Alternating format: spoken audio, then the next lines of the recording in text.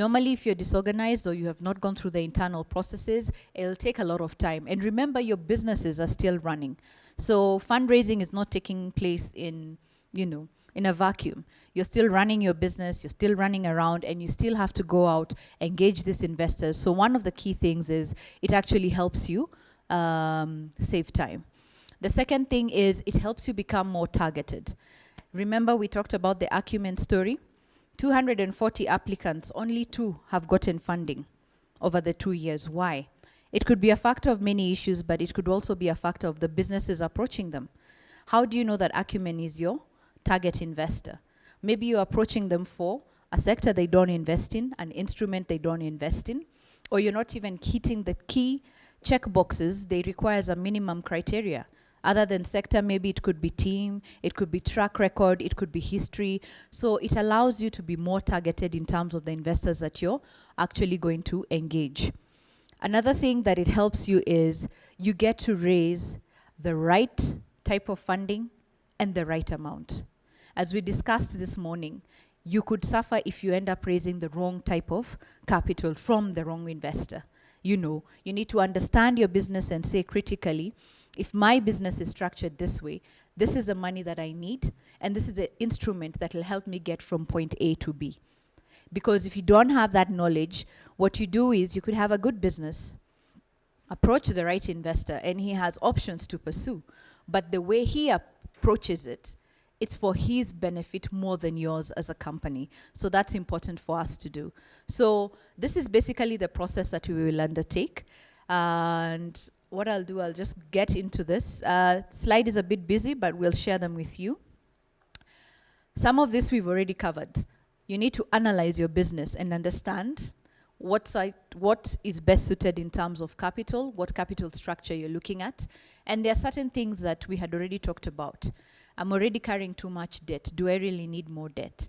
Or I'm a debt-free business. Can I use some of that to fund myself and then get a little bit of equity? So it'll all go to how you want your debt and equity ratios to be. Another thing is growth. We've looked at it. The gazelles, the zebras, the unicorns. Really, what kind of company am I? What is my growth path? What does that strategy look like to get me from point A to the next milestone? And with that in mind, then how do I match this to the funding that I require? If you're embarking on a project that's not going to give you cash flows for a very long time, then it automatically tells you what sort of investors that you're going to reach out for. If, for example, like you said, with a school, you have the aspect of the regular children, and then you have the special needs children.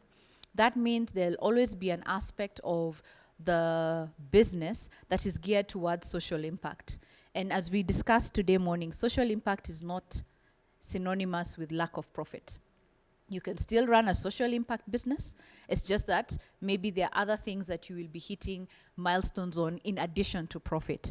But that aspect will already tell you, if I'm looking for a commercial investor, they need to understand that maybe the teacher to student ratio is normally what, 10:1 or 10:2, but because of the nature of my school and having that special needs aspect, my ratio goes slightly up.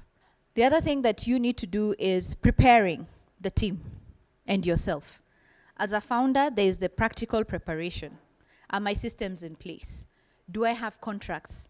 Do you want to start discussing your contract when you have an investor across the table? Your parents have leased the land to the school. Why aren't they getting a payment? Why can't they get rent? Do you want to have that discussion when the investor is in the room? So getting your systems, preparing yourself mentally. Am I ready to work, especially if it's an equity investor, twice or thrice as hard? Because can you imagine someone telling you, here is 1 shilling, I want you to grow it to 3 shillings. Sounds easy, right? But to grow, there are also costs. There are things you must do to grow that money. And if it took you 10 years to grow from 1 shilling to 3 shillings, imagine compressing that over a 3-5 year period. You're going to work really hard. Are you ready to have someone in the boardroom? You've been the owner, you've been the founder. Someone to ask you, we disagree. Explain to us why you want to go this way. Mentally, are you prepared to be able to answer such questions? Are you ready to be put to task about your own performance within the business? you need to understand what the engagement process is. And we are going to go quickly over some of these processes depending on the capital instrument.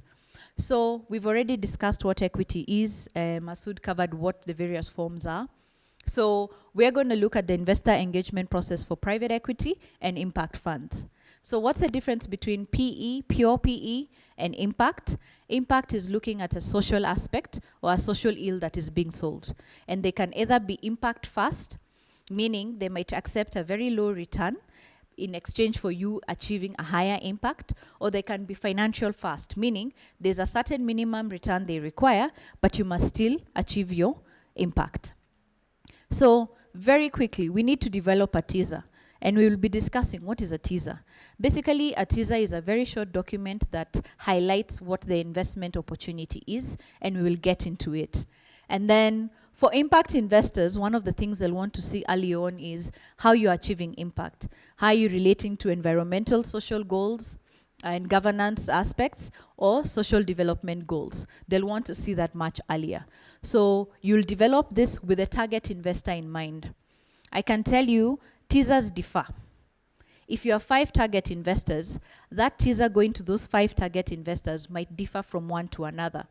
Why? Because one will want to focus on a particular aspect. One really wants to focus on team, as you said. Another one wants just to focus on scope, geography. So yes, they are commercial investors, they're in the same area, but the issues that they lay emphasis on is different. Then once you send this, what we call a blind teaser, and this is normally something that is common with advisors, what you're doing is it's a teaser that lays out the opportunity without necessarily giving details of which particular company that is. And we find this is very common, especially with some of the family-owned enterprises, because you don't want your details being circulated around. Then once you get feedback from the investor, your target investors will say, we like this about this opportunity. We are concerned about this opportunity. It also helps you get into your mind. What is this investor keen on? Am I able to meet those initial requirements? The things he's worried about, is it because I have not covered them in the teaser, or is it aspects that I can address, or is it aspects that I know I'm having a problem with? Those are some of the things that you'll do. Then once you do that, you'll have initial meetings with them and execute what we call our non-disclosure agreements, and basically now be able to share with them details with your details, you know, if it's these are my financials, this is my strategy, because you've already established there's an initial interest and they're interested, they want to receive more information. Then we go through what we call the initial screening. You need to understand, you have your process, investors have their own process. Remember, investors, most of the time, it's not their own money they're investing. They have investors at the back. So they have investors that they answer to, and these investors have given them a framework within which they should operate. So by the time someone says, I need to invest in 1, 2, 3, 4, 5 things, it is because he's operating within a framework that he has been given either by the investors or it's part of the fund profile. So you need to understand that investor's process. If you're working with a very short runway, for some reason you're not able to take a long time on the capital raising process. If you say have 6 to 9 months, and you ask the investor, what is your process? They're like, oh, we normally take 8 to 9 months. You see, there's already a mismatch. You will be desperate, you'll be in a hurry, but he has his processes, you know. So it's important to also find out what the investor processes is. They also need to get a green light from their investment committee.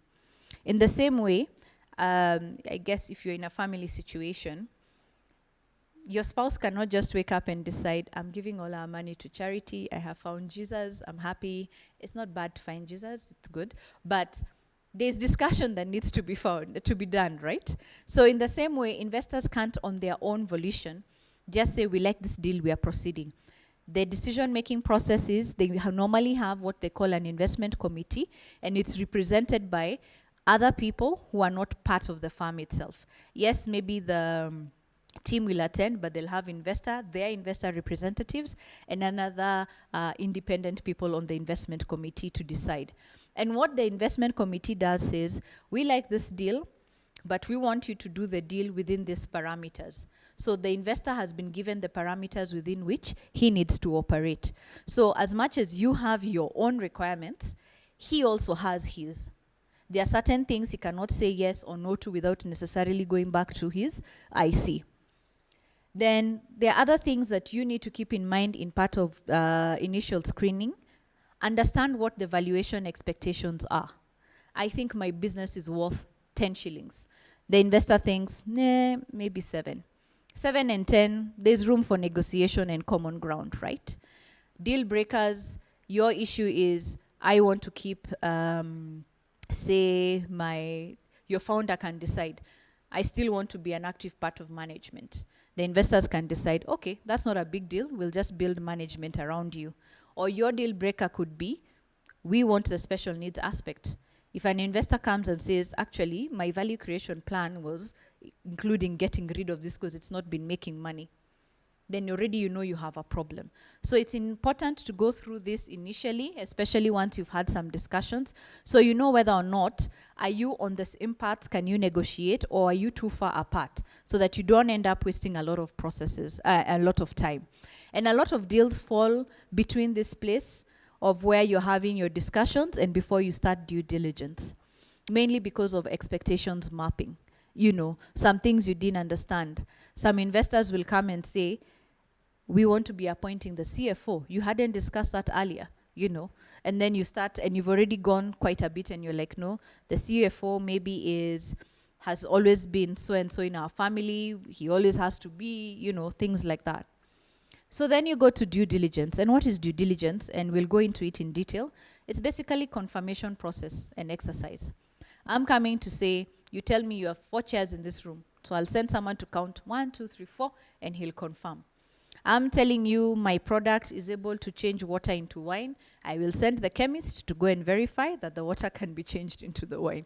So basically, they come through, they send the advisors, and usually this is way after you've had a lot of discussions, you have some expectations, the investor is keen, they're saying they want to do the deal, you've understood the investor, you have a rapport, you like what you're hearing. So what they do is they'll negotiate an exclusivity period and say, look, we are keen, we want to just send in people to come in and confirm that what you're telling us is what is on the ground. And if we're happy and if it meets exactly what you were telling us or is close to, then we can do the deal. So one of the things that is key here is to understand that DD costs are expensive because the investor will bear it as a deal cost.